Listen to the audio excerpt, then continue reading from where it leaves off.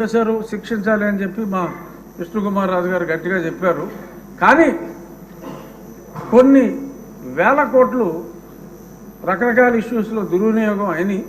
ఈ 500 కోట్ల వలన అతను అలరయ్యి ఒక మంచి ప్రభుత్వం రావడానికి దోహదం చేశాడు. కాబట్టి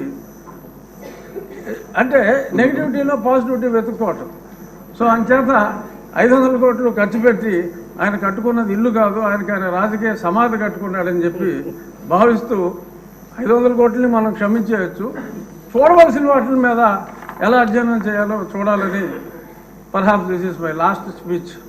ఇక్కడ కూర్చుని మళ్ళీ దాలిక కట్ కాబట్టి దీని మీద లాస్ట్. సో దీని మీద రేపు జరిగే చర్చ ఆసక్తిగా ఇవ్వచ్చా?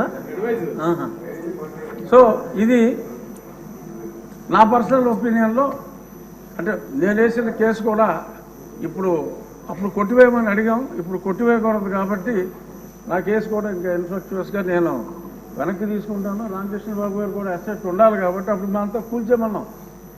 అంటే ఇంత దారుణం అని తెలియదు. 500 కోట్లు ఖర్చు పెట్టారు కాబట్టి అది రాష్ట్ర అసెట్గా భావించి దాన్ని తెలివిగా, అంటే ఒక వ్యక్తి కాంక్ష ఈ రకంగా ఉంది అని చెప్పి